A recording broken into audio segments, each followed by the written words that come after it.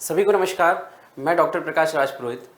आज इस वीडियो में हम चर्चा करने जा रहे हैं जीका वायरस की, जो कि रिसेंटली अभी हाल ही में केरला में 24 इयर्स ओल्ड एक प्रेग्नेंट लेडी में जीका वायरस का कंफर्मेशन किया है हमारे national virology institute of India Pune में। ये जीका वायरस क्या पहले भी भारत में था? जीका वायरस के सिम्टम्स क्या है, कैसे फैलता है, कैसे हम इससे बच सकते हैं, ये सारी बातें करते हैं आज हम इस शॉर्ट वीडियो में। तो अंत तक बने रहें और जीका वायरस से संबंधित जो भी जानकारी है आपके लिए उपयोगी वो सभी यहाँ पर आपको उपलब्ध होगी। अगर हम बात करें जीका वायरस की कि हाल ही में जो चर्चा में रहा है, देख भी सकते हैं आप डायग्राम में, मच्छर भी दिख रहा है, प्रेग्नेंट लेडी भी दिख रही है। केरला में 24 वर्षीय गर्भवती स्त्री में पहला मामला इस वर्ष देखा गया और केरला में पहली बार जीका वायरस का इन्फेक्शन देखा गया है। इवन प्रेग्नेंट लेडी के अलावा कई और भी ऐसे सैंपल्स थे जो पॉजिटिव पाए गए हैं। National institute of virology NIV Pune और ICMR ने ये कंफर्म किया है कि ये जो इन्फेक्टेड प्रेग्नेंट लेडी है उसमें जीका वायरस पाया गया है। अब जीका वायरस क्यों खतरनाक है, किस तरह से इसका इन्फेक्शन हो रहा है, क्या इसके सिम्टम्स हैं, उनकी बातें करते हैं आगे। तो देखें, अगर हम बात करते हैं कि जीका वायरस जो डेंगू और चिकनगुनिया फैलाने वाला मच्छर होता है, यानी एडीज इजिप्टाई मच्छर, ये एडीज इजिप्टाई मच्छर ही इस जीका वायरस को भी फैलाने के लिए उत्तरदायी है। एडीज इजिप्टाई मच्छर यानी एडीज इजिप्टाई इसका क्या है, वेक्टर, रोगवाहक है एडीज इजिप्टाई मच्छर। और ये मच्छर हम देखते हैं सामान्यतः दिन के समय, यानी सुबह और शाम जब ढलने वाली होती है, यानी तापमान थोड़ा सा कम होता है, उस समय ये मच्छर हमें काटते हैं। अगर हम बात करें ये फ्लेवी वायरस, यानी अगर हम बात करें कि ये वायरस कौन सा है एग्जैक्टली, जीका वायरस तो चलो इसका नाम है बिकॉज ये युगांडा के जीका फॉरेस्ट में सबसे पहले बंदरों में पाया गया, जो कि 1952 में हमने मनुष्यों में सबसे पहली बार देखा। उससे पहले बंदरों में हमने जीका फॉरेस्ट में इनको देखा था। ये फ्लेवी वायरस जो जीनस है इस वायरस का वो क्या है, फ्लेवी वायरस। और युगांडा में सबसे पहले मनुष्यों में इन्फेक्शन देखा गया। अगर मैं बात करूं यहां पर मनुष्यों में, ये युगांडा और तंजानिया के बाद और भी अलग अलग देशों में, जैसे हम बात करते हैं साउथ अमेरिकन कॉन्टिनेंट में, अफ्रीकन कॉन्टिनेंट में और भारत के अलावा जो इंडोनेशिया मलेशिया वाला क्षेत्र है वहां पर भी इसके इन्फेक्शन बार बार पाए गए हैं। ये जो जीका वायरस है इसकी अगर बात करूं, एक बड़ा इवेंट, भाई इस बार तो ओलंपिक गेम्स को कोविड-19 वाला वायरस काफी प्रभावित कर रहा है। पिछला जो ओलंपिक 2016 गेम्स हुए थे, रियो ओलंपिक गेम्स, ब्राजील में उस समय 2015 से जीका वायरस का काफी इन्फेक्शन फैला हुआ था। और 2016 में जब ये इवेंट हो रहा था ओलंपिक गेम्स का, तो कई एथलीट्स ने केवल और केवल इसलिए ओलंपिक खेलों में भाग लेने से मना कर दिया था, अपना नाम वापस ले लिया था इस जीका वायरस की वजह से, क्योंकि डर रहता है कि जीका वायरस जिस इन्फेक्टेड एरिया में फैला हुआ रहता है वहां पर दूसरे देश भी एडवाइजरी जारी करते हैं अपने टूरिस्टों के लिए कि भाई आप वहां पर न जाएं। इवन यूएसए ने भी अपने जो टूरिस्ट जो थे, हम बात करें 2018 सितंबर और अक्टूबर की, उस समय भारत के जयपुर में, राजस्थान में ये जीका वायरस फैला था। और उस समय जीका की अगर मैं बात करूं कि जयपुर में इसके लगभग 158 केसेस देखे गए। लेकिन राहत की बात ये थी, भाई वायरस का फैलना कभी अच्छी बात तो होती नहीं, लेकिन इसमें हमारे लिए रिलीफ ये था कि इंडिया में फैला था, बहुत तेजी से फैला था, उस एक क्षेत्र में ही रहा था और तुरंत उस क्षेत्र को सील कर दिया गया। ICMR और वायरोलॉजी इंस्टीट्यूट की टीम में पहुंची, कंफर्म किया कि ये जीका वायरस ही है। लेकिन मैंने कहा ना, राहत की बात क्या थी, ये जो जयपुर में फैला था वायरस, इसमें कोई भी ऐसा खतरनाक स्ट्रेन नहीं था। जैसे हम देखते हैं ना कोविड-19 के अल्फा, बीटा, डेल्टा वगैरह, इस वायरस के भी अलग अलग स्ट्रेन्स होते हैं। जैसे मैंने कहा, इसमें कॉम्प्लिकेशन वाला स्ट्रेन नहीं था। लक्षणों की अगर मैं बात करूं तो इसमें सिंपल से सिम्टम्स हमें दिखाई देते हैं। सामान्य जो हम देखते हैं वायरल फीवर में जो लक्षण दिखाई देते हैं कि भाई कितना खतरनाक है। सिम्टम्स की अगर मैं बात करूं तो देखो, जिस दिन से वायरस हमारे शरीर में आता है और जब पहला लक्षण दिखाई देता उस बीच का जो टाइम पीरियड होता है उसे हम कहते हैं इंक्यूबेशन पीरियड, उद्भवन काल। 3 से 4 दिन का होता है। 3-4 दिन बाद जब इन्फेक्शन हो जाता है उसके 3-4 दिन बाद रोगी या जो संक्रमित व्यक्ति है उसमें लक्षण दिखाई देते। क्या लक्षण देखते हैं कि ज्यादातर में तो कोई सिम्टम्स दिखते ही नहीं। अदरवाइज हम बात करें सामान्य एक नॉर्मल जो फ्लू होता है या ऐसे कह सकते हैं सामान्य जो वायरल बुखार होता है वैसे ही लक्षण इसमें दिखाई देते हैं। कुछ लक्षण अलग हैं जिनकी इमेजेस मैंने यहां पर दिखाई है। जैसे देखें जो पेशेंट है उसके चेस्ट पर पूरे रेड पैचेस दिखाई दे रहे हैं, रेड डॉट्स दिखाई दे रहे हैं। हम बात करें यहां पर ये एक आपको और इमेज दिखा रखी है जिसमें बिल्कुल आंख रेड हो रखी है, कंजक्टिवाइटिस। तो इसमें हम देखते हैं फीवर माइल्ड, हल्का बुखार रहता है। कंजक्टिवाइटिस, ये कंजक्टिवा में इंफेक्शन हो जाता है, आंख ऐसी लाल दिखाई देती है। अगर बात करें मसल और जॉइंट पेन जैसा एक सामान्य फीवर में होता है, वायरल फीवर में मसल और जॉइंट पेन होता है, हेडेक, सर दर्द रहता है और ये लक्षण 2 से 7 दिन तक रहते हैं। जैसे अपन बात भी करते हैं नॉर्मल फ्लू जो होता है 4 से 5 दिन तक हमें बीमार रखता है, ठीक है।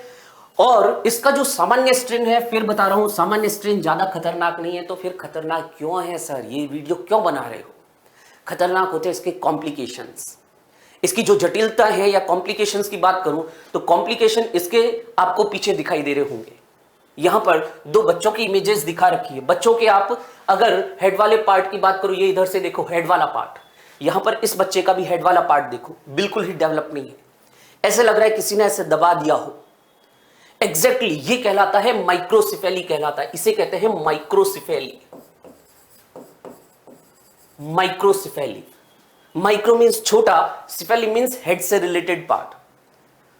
अगर कोई प्रेग्नेंट लेडी को जीका का इंफेक्शन हो जाता है, जैसा अभी केरल वाले केस में देखा है हमने, अभी हालांकि ये कंफर्म होना बाकी है कि ये कौन सा स्ट्रेन है, ज्यादा खतरे वाली बात है या नहीं है, ये वायरोलॉजी इंस्टीट्यूट की रिपोर्ट आएगी तब पता चलेगा।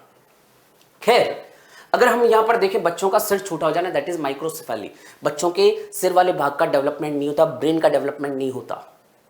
इवन न केवल ये हेड वाला पार्ट, कई बार दूसरे ऑर्गन्स जो होते हैं उनका भी डेवलपमेंट प्रभावित होता है। और ये थ्रू आउट लाइफ, बच्चा जब तक जीवित रहता है ये ऐसा ही रहता है। मस्तिष्क का विकास नहीं होता है, बच्चे का मानसिक विकास नहीं होगा। कई बार तो ज्यादा इंफेक्शन होने से कई बार गर्भ में ही बच्चा मर भी सकता है और कई बार प्री टर्म बर्थ हो जाता है, यानी 9 महीने की अवधि से पहले ही बच्चे का जन्म हो जाता है। अगर बात करें वयस्कों और अन्य बच्चों में कि भाई कई बार इसके जो कॉम्प्लिकेशंस क्या क्या हो सकते हैं, हम बात कर रहे हैं कॉम्प्लिकेशन की, जटिलताओं की। सिंपल सिम्टम्स थे जब तक तो कोई बात नहीं, कॉम्प्लिकेशन हो जाता है तब थोड़ा सा खतरा बढ़ जाता है। ये होता है खतरा इसका। और खतरा क्या देखते हैं हम, गुलियन बेरे सिंड्रोम। ये गुलियन बेरे सिंड्रोम की अगर मैं बात करूं, ये एक ऑटो इम्यून डिजीज है, ऑटो इम्यून डिजीज। और इस रोग में क्या होता है, हमारे ही शरीर में हमारे ही खिलाफ एंटीबॉडीज बन जाती है, यानी ऐसी सेल्स हमारी बॉडी में बन जाती है जो हमारे ही शरीर को धीरे धीरे नष्ट करने लगती है। इसलिए इसे ऑटो इम्यून डिजीज या स्व प्रतिरक्षा रोग भी कहते हैं। ये इसका कॉम्प्लिकेशन है, कॉन्सिक्वेंसेस है। अगर ये वायरस खतरनाक हो जाए तो ऐसा दिखाई देता है। जीबी सिंड्रोम भी कहते हैं, गुलियन बेरे सिंड्रोम भी कहते हैं। ये तो हमने बात की कि इस रोग से संबंधित क्या क्या जटिलताएं हैं, क्या लक्षण है। बात करूं अगर मैं कि ट्रीटमेंट या वैक्सीन वगैरह कुछ अवेलेबल है, ट्रीटमेंट है इसका। अगर मैं बात करूं तो ट्रीटमेंट क्या है इसका, सिम्टोमेटिक ट्रीटमेंट। लक्षण देखो, सिम्टम्स देखो, दर्द हो रहा है दर्द की दवाई लो, बुखार आ रहा है बुखार की दवाई लो, ठीक है। और टेस्ट की अगर मैं बात करूं, ब्लड टेस्ट हो सकता है, यूरिन टेस्ट हो सकता है, सीमेन टेस्ट हो सकता है, यानी जो हमारे बॉडी फ्लूइड में इस वायरस की प्रेजेंस देखी जा सकती है। तो टेस्ट भी अवेलेबल है, कोई घबराने की बात नहीं है। और यहां पर अगर मैं बात करूं, वैक्सीन अभी तक इसका कोई अवेलेबल नहीं है, लेकिन अच्छी बात यह कि ट्रीटमेंट है और कॉम्प्लिकेशंस केवल रेयर जो स्ट्रेन होते उनमें ही देखा जाता है। तो घबराने की बात नहीं है, बस थोड़ा सा सतर्क रहने की बात है ताकि आप सुरक्षित रहें। अगर हम बात करें इसमें कि प्रिवेंशन यानी कैसे बच कैसे सकते हैं, तो WHO ने भी कुछ ऐसे मेजरमेंट्स दिए हैं कि किस तरह से आप इस वायरस से बच सकते हो। भाई वायरस किसके कारण फैल रहा है, जीका वायरस जो है, एडीज मच्छर, तो मच्छरों को हटाओ भाई, सीधी सी बात है। तो यहां पर आप क्या कह सकते हैं, विंडो स्क्रीन्स का यूज कर सकते हैं, जालीदार खिड़की या विंडो जो है उस पर ग्लास वगैरह का यूज कर सकते हैं ताकि मच्छर हमारे तक नहीं पहुंचे। पूरी बाहों के कपड़े पहनो ना, हल्के लॉन्ग स्लीव्ड शर्ट और ट्राउजर पहने, यानी पूरे, भले गर्मी है तो थोड़ा सा कपड़े इस तरह से हल्के पहन सकते हैं ताकि गर्मी भी नहीं लगे और मच्छर से सुरक्षित रहे। और बात करें ऐसे इंसेक्ट रेपेलेंट का यूज कर सकते हैं, ऐसे बॉडी क्रीम्स वगैरह आती है जो मच्छरों को आपसे दूर रखती है। और हम बात करें जो जाली आती है, नेट आती है मॉस्किटो को रोकने के लिए, या मच्छरदानी जिसे हम कहते हैं उसका यूज कर सकते हैं। आप चाहें तो जो आसपास जहां पर मॉस्किटो या मच्छर ज्यादा होने की संभावना रहती है, यानी ठहरा हुआ पानी, अपने आसपास पानी इकट्ठा न होने दें।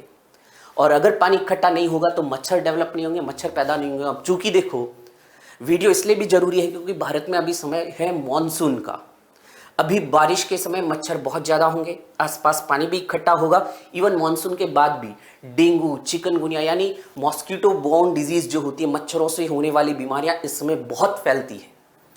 और अभी ये जीका का जो स्ट्रेन आया है, हालांकि फिर कह रहा हूं ज्यादा खतरनाक इतना वायरस नहीं होता, लेकिन इसके कॉम्प्लिकेशंस या कॉन्सिक्वेंसेस जो होते वो खतरनाक होते हैं। तो विशेष रूप से हमें क्या करना है, मच्छरों से बचाव करना है, संक्रमित क्षेत्र जाने से बचें। हालांकि मैंने कहा ना, जैसे कई देश भी ऐसे एडवाइजरी जारी करते। अब जैसे केरला में ये केस आया है, अगर ये फैला ना तो कई देश अपने टूरिस्ट जो होंगे उनको बोलेंगे, एडवाइजरी निकालेंगे कि आप वहां पर अभी केरला मत जाना। ठीक है। नेक्स्ट, गर्भवती स्त्रियों का विशेष ध्यान रखना, बिकॉज ये जो कॉम्प्लिकेशंस होते हैं ये प्रेग्नेंट लेडीज में ज्यादा देखे जाते हैं, इसलिए ध्यान रखें, गर्भवती स्त्रियों का विशेष ध्यान रखें। संक्रमण होने पर ज्यादा तरल, जैसे नॉर्मल हम बात भी करते हैं, डेंगू हो जाता है, इवन कोविड भी हो जाता है, तो लिक्विड बॉडी में जितना ज्यादा जा सके, जितना ज्यादा पानी, तरल, फ्रूट जूस वगैरह का यूज कर सके वो करना चाहिए। आराम करना चाहिए, रेस्ट करना चाहिए, बहुत ज्यादा हैवी वर्क नहीं करना चाहिए। सामान्य बुखार और दर्द की दवाइयां इसमें आराम दे सकती है, लेकिन डॉक्टर की सलाह अवश्य लें। बिकॉज कई बार क्या होते हैं, हम पेन किलर या ऐसे हम एस्प्रिन ले लेते हैं, ऐसे रोग में एस्प्रिन तो बिल्कुल भी नहीं लेते। जैसे डेंगू में एस्प्रिन नहीं लेनी चाहिए, वैसे ही जीका में भी एस्प्रिन नहीं लेनी चाहिए।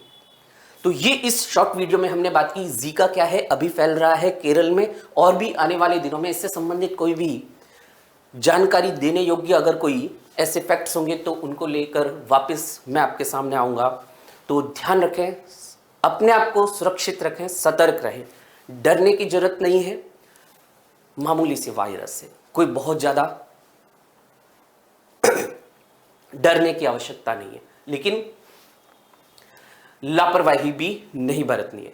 तो ये इस जीका वायरस के बारे में जो उपलब्ध जानकारी थी वो मैंने आपके साथ शेयर की। Thank you very much.